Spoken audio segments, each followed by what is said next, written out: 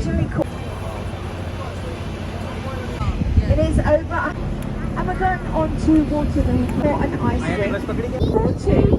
And you will notice that London is not connected to the north. This was Julius Jacob von Haynau. And he did this on purpose so that people... She had this strange quirk. She would only ever use Portland and Mason. I know someone... Margaret Thatcher, the Iron Lady. Celebrity tandem with Jesus and so... All lights to your left. So King Charles II came back, he managed him.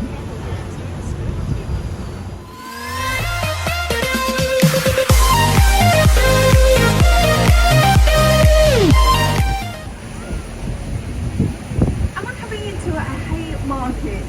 Now, hay market used to be a market where they sold hay, maybe unsurprisingly. These days, it's most famous for His Majesty's Theatre.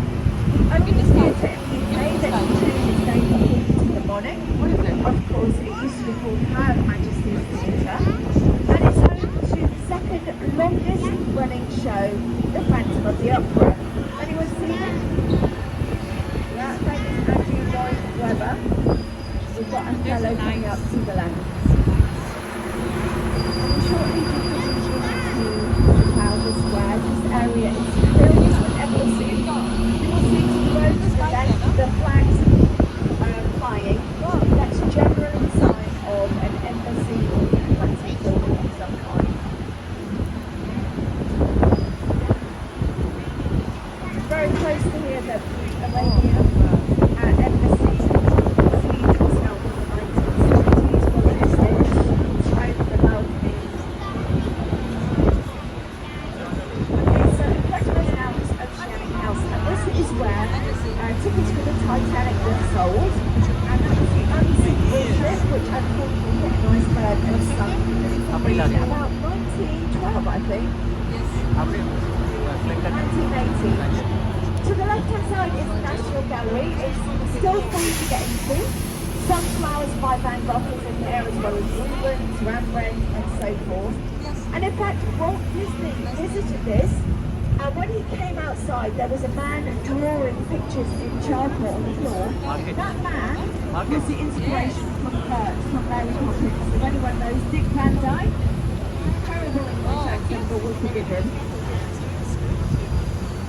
And here is a tree that is a gift from Norway every year. The reason is that we shielded the Norwegian king, King Haakon, in the Second World War, and since 1947 they gifted us a tree. It looks like the Carol concert is on tonight.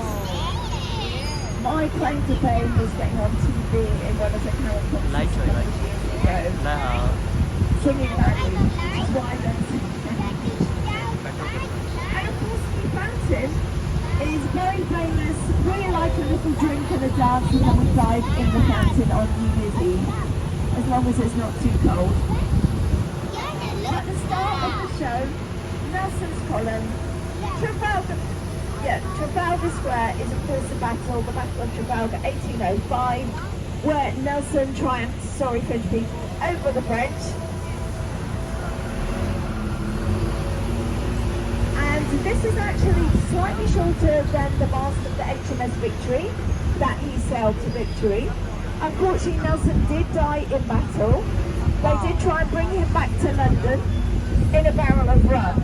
Unfortunately, on the way home, they drunk the rum, so he arrived in a little bit of a bad state. And as you can see, the four magnificent bronze lions at the base, designed by Lancia. Now, they actually got a dead lion from London Zoo as the model.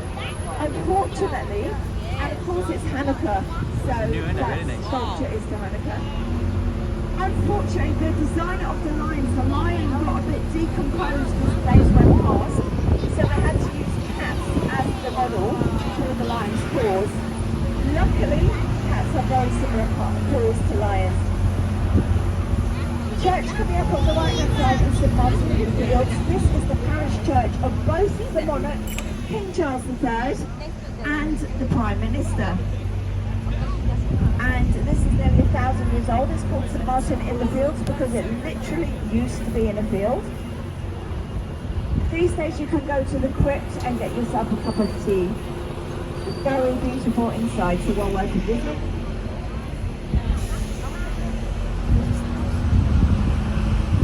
And Covent Market there as well.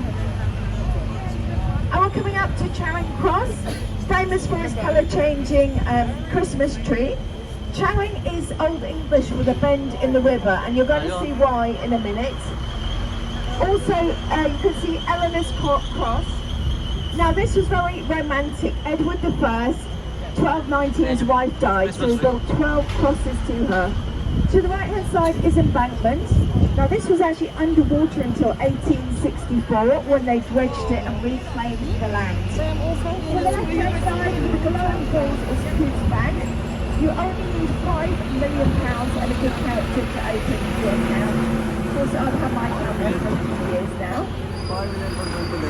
And the lights here, the ferries, are based on the Gilbert and Son of electric lights were first brought in. So if you can imagine before this, people used candles, which could be a little bit dangerous.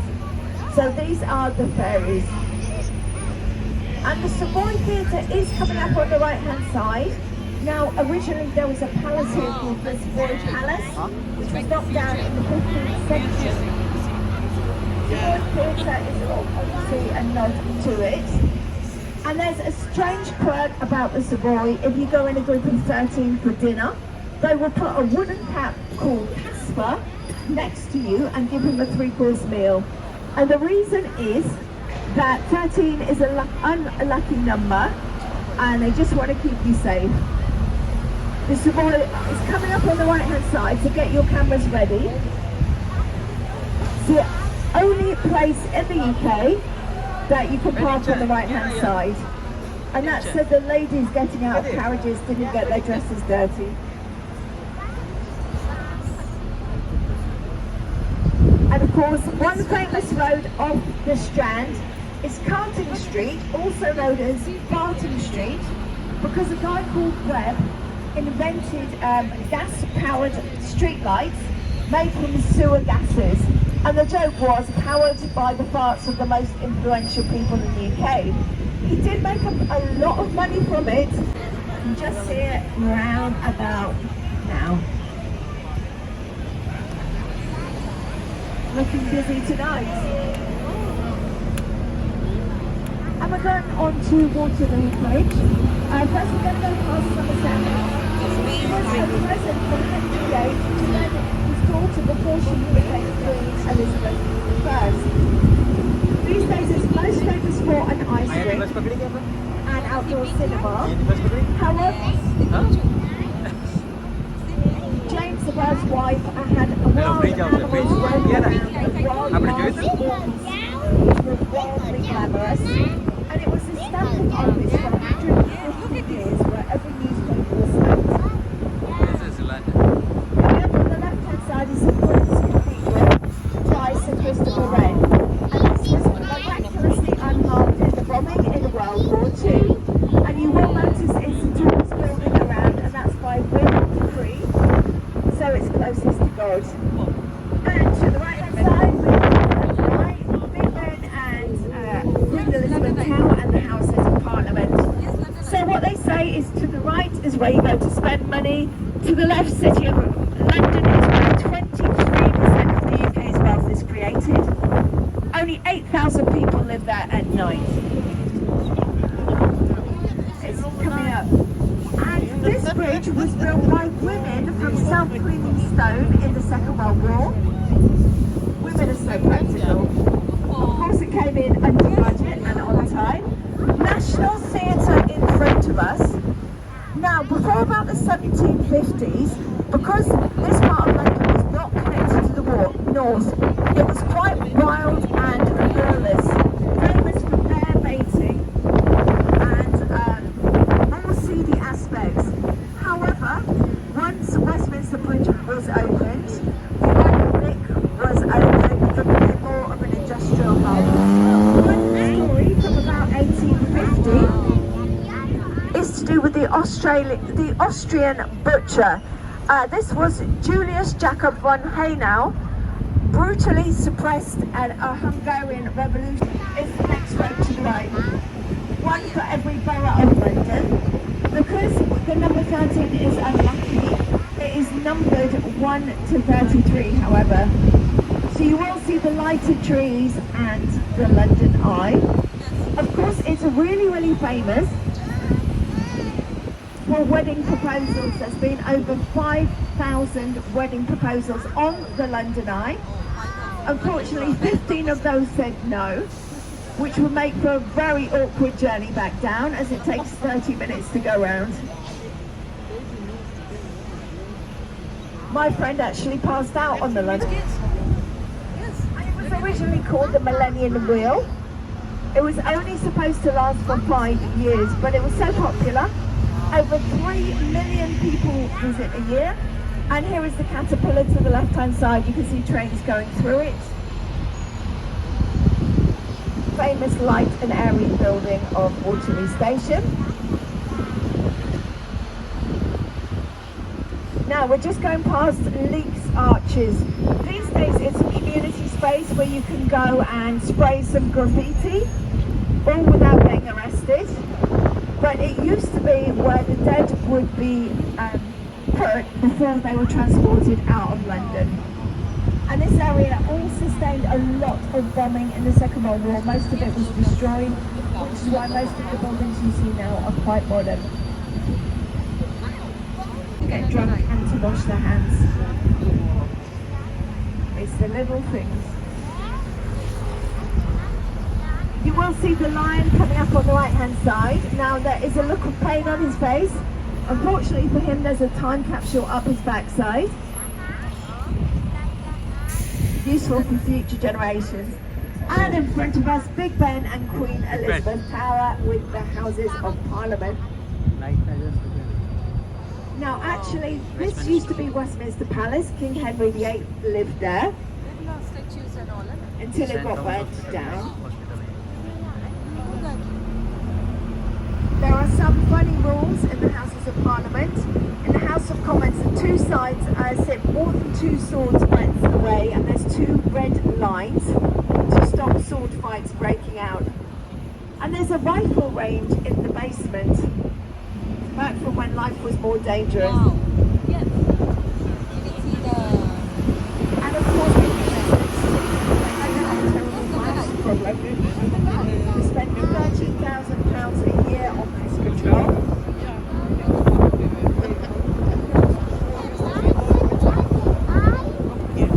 Now, the Big Ben Tower, Big Ben Bell, sorry, was not the first bell. The first bell actually fell off the wagon and broke. So to be safe, they built 2 more bells.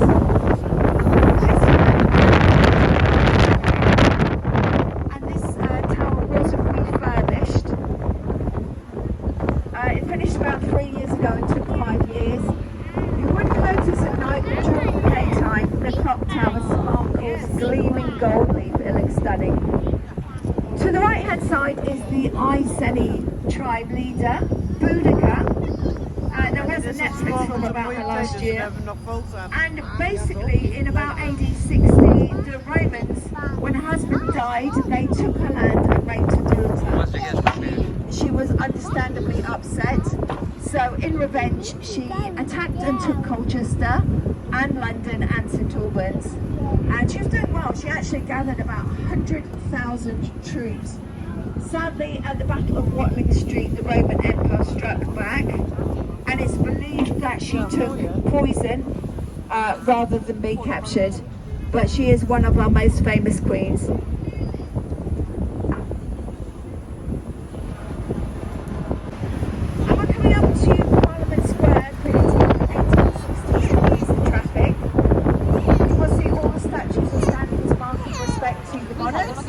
At the front we've got Winston Churchill there, who asked to be pointed towards his favourite pub. Other famous residents, Mahatma Gandhi, Nelson Mandela. To the left-hand side is Westminster Abbey. Since 1066, when William the Conqueror was crowned here, it was originally a friary or a monk's.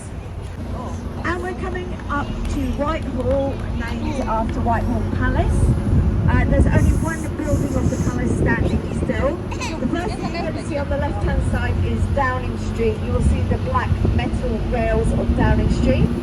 If you see 6 armed policemen by the gate, that means Sir Keir Starmer is in residence. Now, interestingly, the area where Sir Keir Starmer now lives actually is part of Whitehall Palace. So it's called the Cockpit Lodges. And behind the modest terrace houses is a massive red house, which does date back several hundred years. Downing Street was named after who was Spy Master General for Oliver Cromwell. He then managed to get the people who cut King Charles I's head off arrested. Downing Street to the left-hand side. And then when King Charles II came back, he managed to get on his good side and make a lot of money. So he was given this land, he tried to make it for the buck, and that's why it's known as Downing Street. Ministry of Defence to the right-hand side. War Office. This is where all the military decisions were made.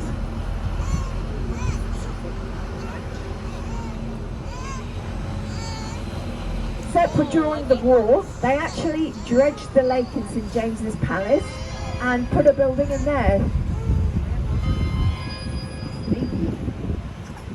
And the Horse Guards Parade is coming up on the left-hand side. If you've ever seen the changing of the guards, 11 AM, Buckingham Palace, this is where they're stationed. It goes all the way through St James's Park to Buckingham Palace. And the legend is that Queen Victoria, coming up to your left now, caught them drinking and gambling, and so furious was she said, that's it, every day for the next 100 years you will stand outside motionless. And of course they're still doing it. It's been over 100 years and they've got to like it.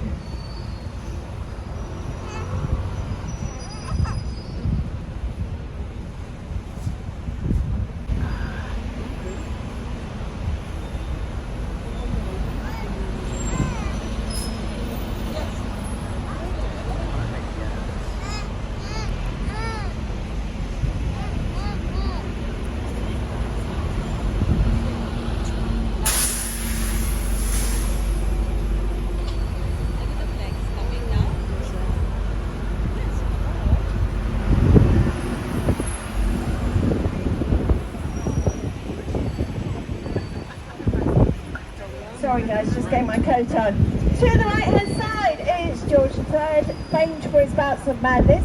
One of these involved saying, I want to be a tree in a park for 6 hours. So there he is, surrounded by his favourite things, trees. His element. And we're coming up to Pall Mall, also known as Pele Melio. This was a game played by kings and nobles in about 200-300 years ago. It's kind of similar to croquet. You hit a ball along the floor. And this is famous for its gentlemen's clubs.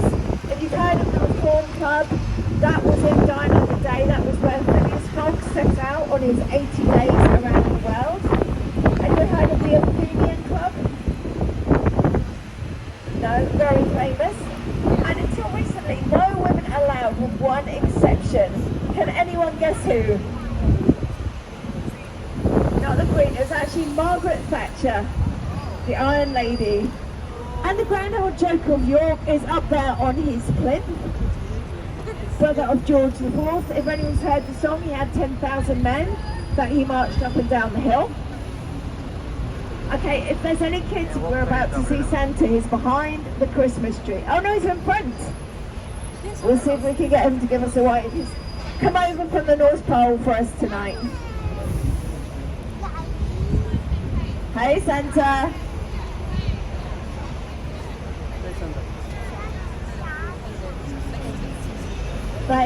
Mathematicians have worked out that Santa needs to stop at 822 houses a second to deliver to everyone. Of course he has a team of elves to help him.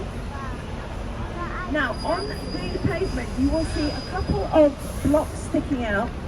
These were put there by the Duke of Wellington. One of his favourite clubs was here, and it was to help him dismount his horse safely. Institute of Directors to the right hand side. If you're a director, you can go in and have a drink.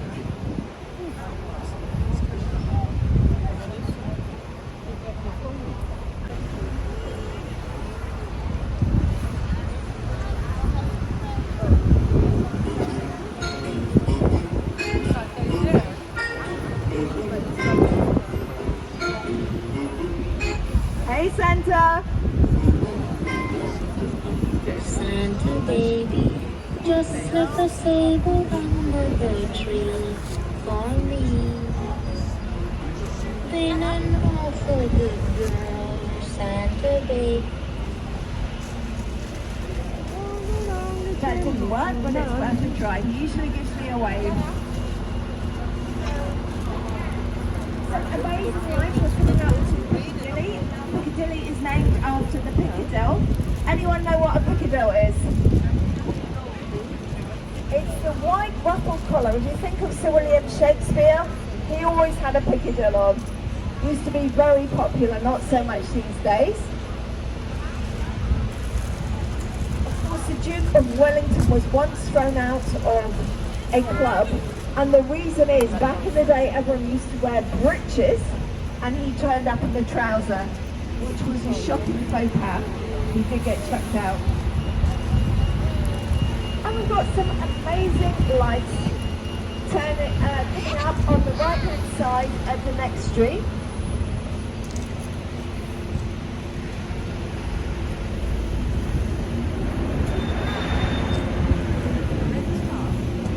These are the Spirit of Christmas lights as well. Some more angels coming up to the right.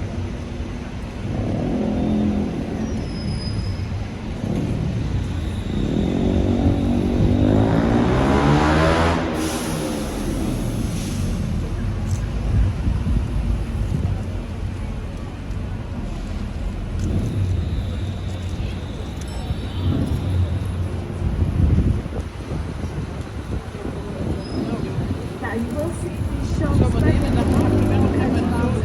shop. It's called the Royal Warrant. What that means is the royals have shopped here and given it the royal seal of approval. And we're just about to go past several shops with this. One of them just off this road is called Florence. It's an offering shop. It's used by Marilyn Monroe, Winston Churchill, David Bowie, James Bond, and many, many more. Now it has a little museum in the back that will show you pictures and receipts from all these famous people. So if you ever get a chance to walk around, give Florence a visit. Angels coming up on your right. Let the Spirit take you.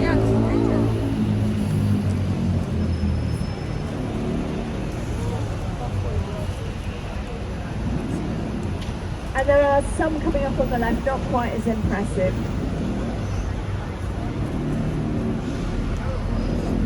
Another shop we're about to go past. I know I won't have time to mention it when we're actually there because Fortnum's is next door, but it's actually called Hatchard's. It's the oldest bookshop, been there since about 1797. Now this shop has 3 royal warrants. So from Queen Elizabeth II, Prince Philip, and also King Charles III. There's also a table in there, which is called Oscar's table, and it's the table that Oscar Wilde used to sit at. And all lights to your left, sorry, all in attendance to watch Jimi Hendrix, who blew them all away, to the point that after watching him, Eric Clapton said, "That's it, I'm giving up. It's too good." As you can see, Santa with his sleigh, and Coke has actually advertised on this billboard since its inception. And we of course have the Coca-Cola truck that drives around the UK with bright lights every year.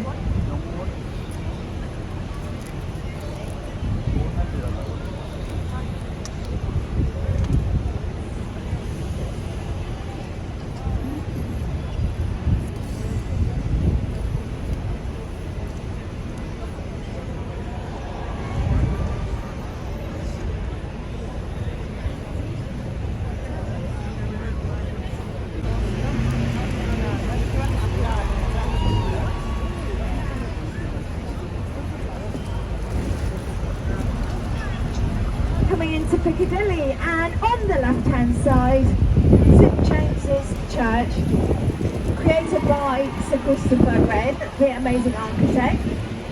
You will notice it's got no stained glass windows, and he did this on purpose so that people will be closer to God. It was featured in a recent Bridgerton episode. Anyone seen Bridgerton? Yeah, it was a wedding was held there. It's still open to the public, and there's amazing intricate carvings inside. It's coming up on your left-hand side right now.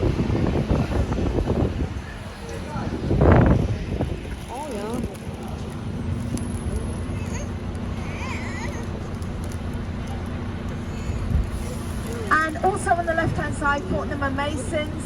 The top half is as an advent calendar. You will see the numbers lit up per day. At low level, you will see the wonderful animal design. Now, Mr. Fortnum and Mr. Mason used to work for Queen Anne, and she had this strange quirk. She would only ever use candles once. And so what they did was kept the old candles and made a fortune, which they invested in this shop, which is now greengrocers to the royals. All 850 of the Buckingham Palace staff get a hamper there every year. So Hatchurst to the left, and then Fortnum and Mason.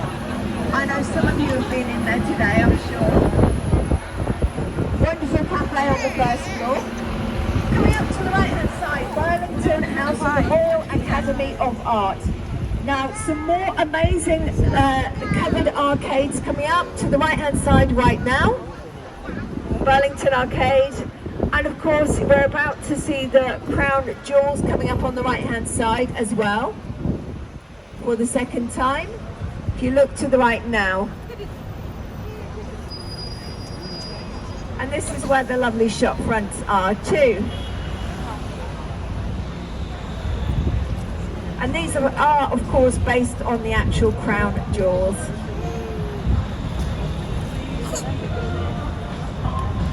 And we're coming up to the Ritz Hotel, one of the most famous hotels in the UK.